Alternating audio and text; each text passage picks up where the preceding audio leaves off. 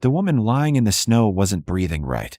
Jacob Thorne could tell that from 30 yards out, watching the shallow rise and fall of her chest through the pines.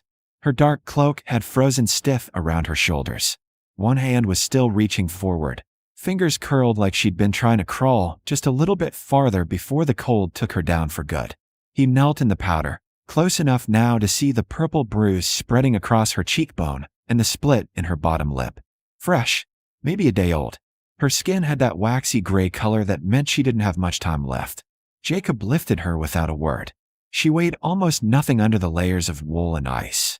Her head lolled against his shoulder as he turned toward the distant glow of his cabin, a full mile through the timber. The wind bit at his face, but he kept his stride steady. He'd carried elk carcasses farther than this. When her eyes fluttered open halfway through the walk, he said only, "Don't talk. Save your strength." She looked at him with something between terror and surrender, then her eyes closed again. 3 days earlier, the first snow of the season had fallen soft over the Bitterroot Valley. Catherine Landry had stood at the window of the big timber house her husband built, watching the white blanket settle over the rail fences and the empty pasture. She pressed her fingertips to the cold glass and tried to remember what hope felt like. Behind her, Thomas Landry sat at the head of the long table, eating his supper in silence. He was a handsome man by any measure, tall, square-jawed, well-dressed in wool and leather that spoke of money and status. He owned the largest sawmill operation in the valley. Men tipped their hats to him in town. Women spoke of Catherine with envy, calling her fortunate. They didn't see what happened behind the carved oak door. Thomas set down his fork with deliberate care. "You're letting the warmth out." Catherine pulled her hand back from the glass. "I was only looking at the snow." "Then look at it from the table." She returned to her chair. The bruise on her ribs, hidden beneath her high-necked dress, throbbed with each breath. That one was from 2 nights ago when she'd served his coffee too cool. The one on her shoulder was older, nearly faded. Thomas resumed eating. The silence stretched until Catherine thought she might scream just to break it.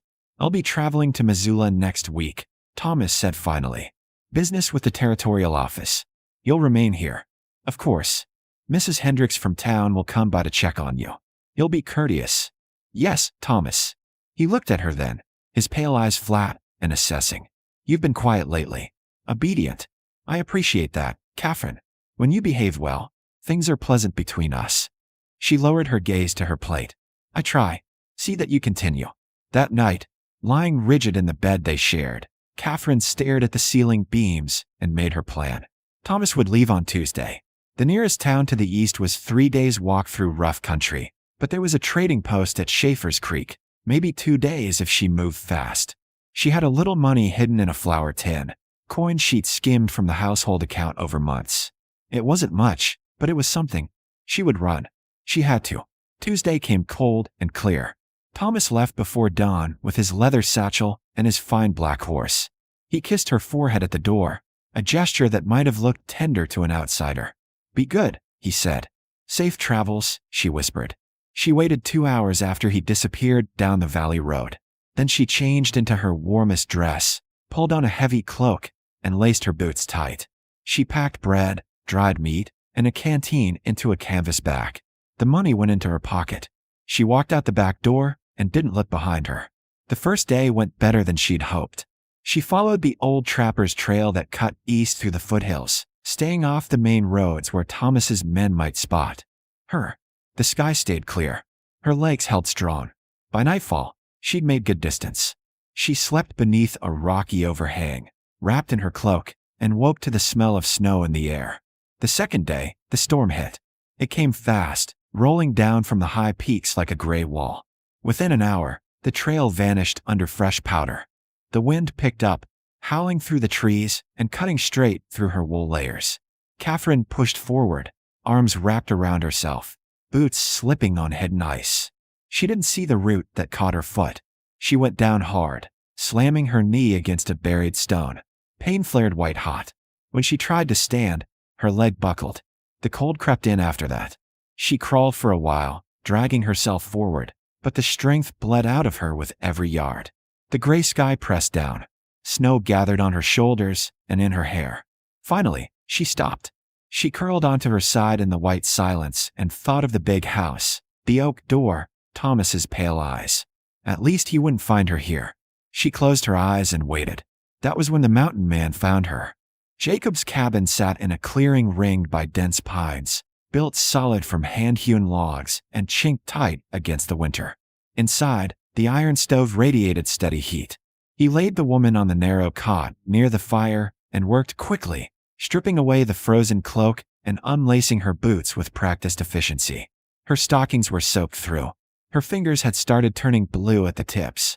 He wrapped her in wool blankets and stoked the fire higher.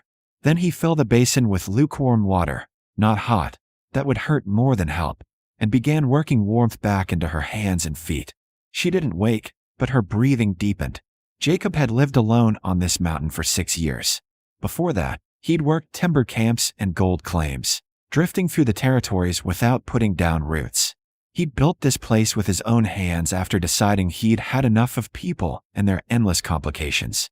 The solitude suited him. Animals were honest. Weather was predictable. A man knew where he stood. He hadn't expected to carry a half-frozen woman out of a blizzard. By nightfall, her color had improved. The blue faded from her extremities. Her breathing evened out into the rhythm of deep sleep. Jacob sat in the chair by the stove, sipping coffee and watching her. The bruises on her face stood out starkly against her pale skin. He'd seen marks like that before. His own father had worn out 2 wives with his fist before Jacob was old enough to stop him. The 3rd wife had been Jacob's mother. She died tired. When the woman finally stirred near midnight, Jacob was ready with water and broth. Her eyes opened slowly. She stared at the rough ceiling beams, confusion crossing her face, then turned her head toward the fire. When she saw Jacob sitting there, she went rigid. "Easy," he said. "You're safe." She pushed herself up on one elbow, wincing. "Where?" "My cabin. About 8 miles northeast of the main valley road. I found you in the snow yesterday." Catherine's hand went to her throat. "Yesterday? I've been here a whole day. You were nearly frozen through. Your body needed the rest." She looked around the small cabin. The stove, the shelves lined with supplies, the rifle mounted above the door, the single window showing darkness outside. Her gaze returned to Jacob. He was a big man, broad through the shoulders and chest, with dark hair that needed cutting and a thick beard. His hands were scarred and calloused. He wore a plain wool shirt and canvas trousers, and his face carried the weathered look of someone who'd spent most of his life outdoors. "I have to go," Catherine said, trying to swing her legs off the cot. Pain shot through her injured knee, and she gasped. "You're not going anywhere on that leg," Jacob said. "You hit it hard. Needs rest. You don't understand." "I understand someone hurt you." His voice was quiet but firm. "I understand you were running. And I understand that going back out in this weather with a bad knee is a quick way to die." Catherine's eyes filled. She looked away, jaw tight. Jacob stood and ladled broth into a tin cup. He brought it to her. "Drink this. Then you can tell me what you need, and we'll figure it out." She took the cup with shaking hands. The warmth of it seemed to break something inside her. Tears spilled down her cheeks, but she didn't make a sound. Jacob returned to his chair and waited. After a long while, Catherine wiped her face and drank the broth.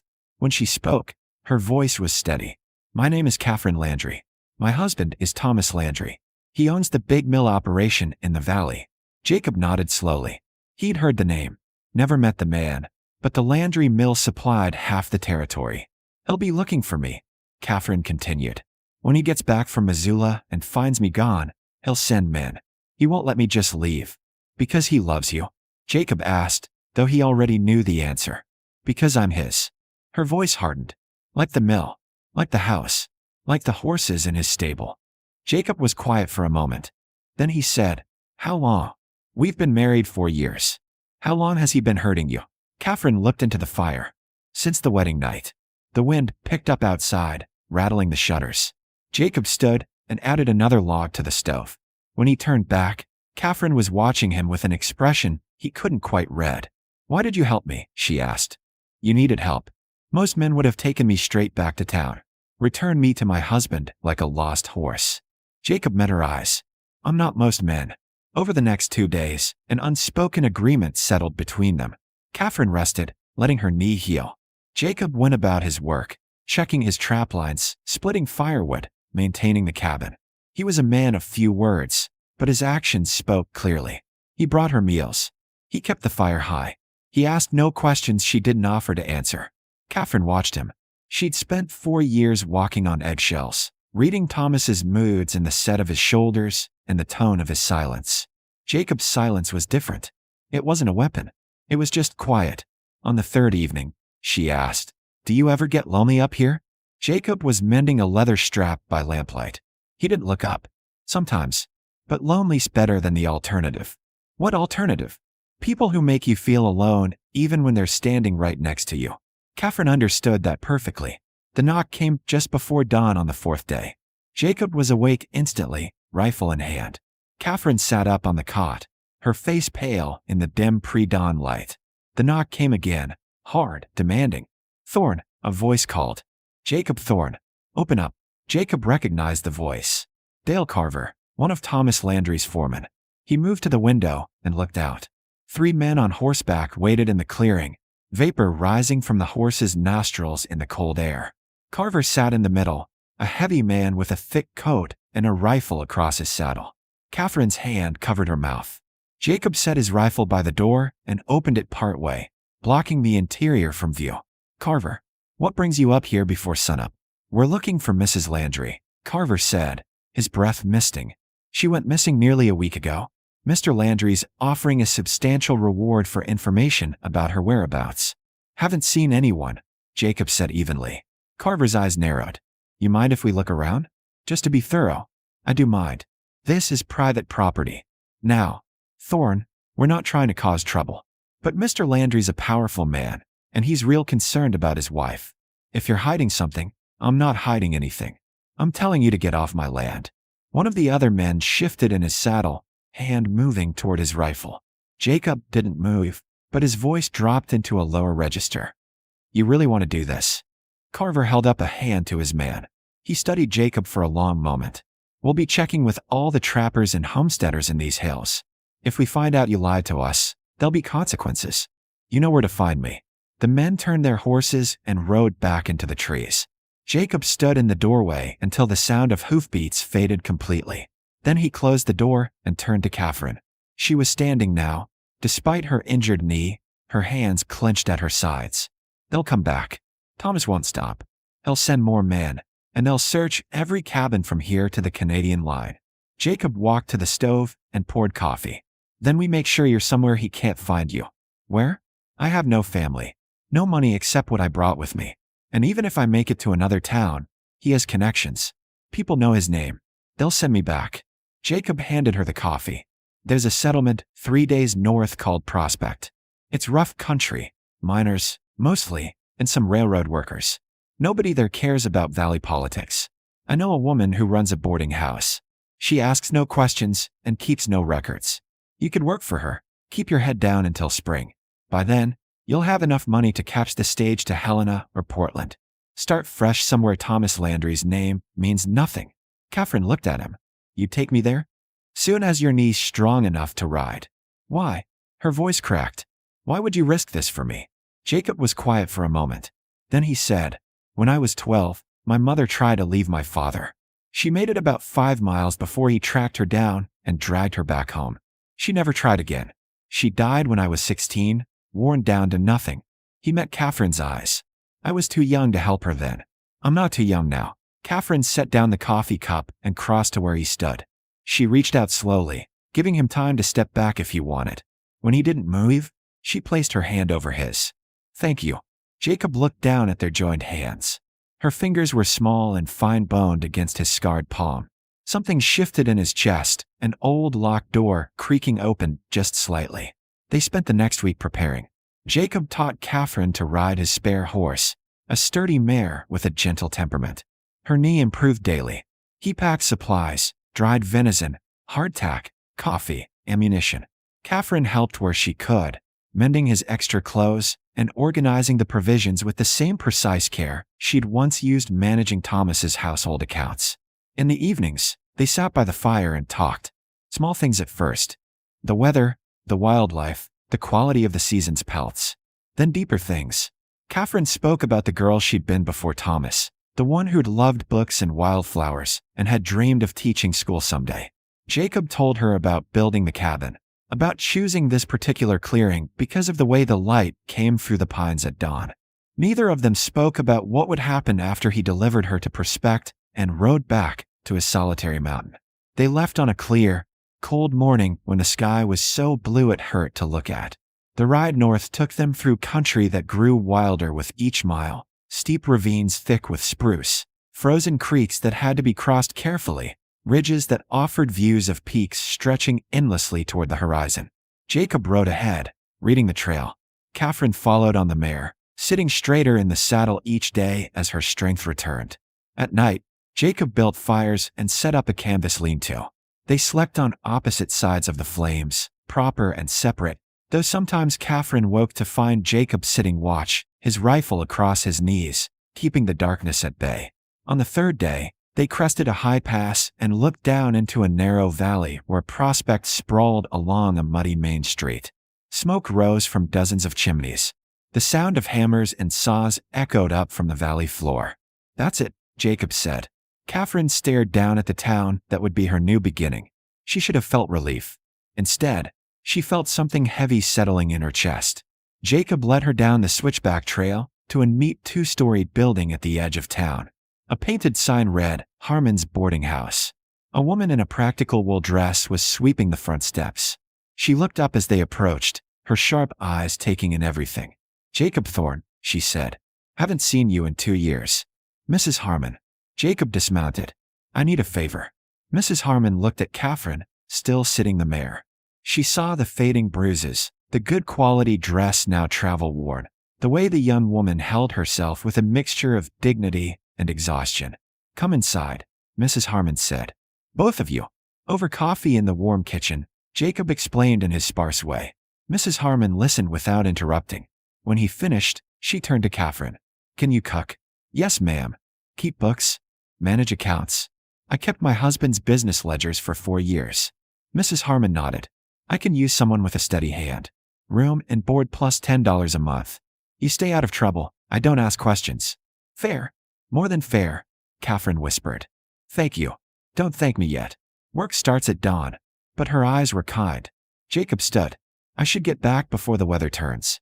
Catherine followed him onto the front porch. The afternoon sun slanted across the muddy street. Somewhere in the distance, a piano played badly. "Jacob," Catherine said, "I don't know how to repay you. Don't need repayment. Just stay safe." She looked up at this big, quiet man who had carried her out of the snow and asked for nothing in return. "Will I see you again?" Jacob glanced toward the mountains, then back at her. "I come through Prospect every few months for supplies. I reckon I'll stop by, see how you're settling in." "I'd like that." He started to turn away, then stopped. "Catherine, you're stronger than he ever let you believe. Don't forget that." Before she could respond, he swung into his saddle and rode toward the edge of town. Catherine stood on the porch and watched until he disappeared into the trees. Mrs. Harmon came out and stood beside her. "That's a good man," the older woman said. "I know. Rare as gold dust, men like that." Catherine nodded, still watching the empty trail. Spring came early that year. By April, the snow had retreated to the highest peaks and wildflowers began breaking through the thawing ground. Catherine had settled into the rhythm of the boarding house, cooking meals for miners and railroad workers, keeping the accounts balanced, maintaining the rooms with quiet efficiency. She had saved nearly all her wages. By summer, she'd have enough to leave, to disappear into a city where Thomas Landry's reach couldn't find her. But when Jacob rode into Prospect on a warm May afternoon, leading a pack mule loaded with pelts, Catherine realized she didn't want to disappear anymore. She wanted to stay right where someone might come looking for her. Not Thomas. Someone else. Jacob tied his horse outside the boarding house. Catherine met him on the porch, wiping her hands on her apron. They stood there for a moment, just looking at each other. "Your knee healed up, all right?" Jacob asked. "Good as new." "Mrs. Harmon treating you fair?" "Better than fair." Jacob nodded. He looked like he wanted to say something else, but couldn't find the words. Catherine found them for him. "I'm not running anymore, Jacob. I'm staying in Prospect. Building something that's mine." "That's good. Real good. And I was thinking," she continued, her heart beating hard, "that a boarding house could use a steady supplier of game meat and furs. Someone reliable who knows the country." Jacob's weathered face softened into something that might have been the start of a smile. I reckon I could manage a route that brings me through here more regular. Maybe once a month instead of once a season. Maybe twice a month, Catherine said. If the route suited you. This time he did smile, slow and genuine. Yeah, I think the route would suit me just fine. Catherine smiled back, and for the first time in years, she felt something like hope spreading warm through her chest. Behind them, Mrs. Harmon watched from the kitchen window and nodded with satisfaction. She'd seen this coming since the day that Mountain Man had carried a broken woman to her door and asked for nothing but her safety. Some stories begin in the snow and end in fire. This one began in both and grew into something warmer. The steady heat of a life built on solid ground, with a man who knew the difference between ownership and partnership, and a woman who'd walked through ice to find her own strength. Catherine Landry had fled into a storm and found her way home.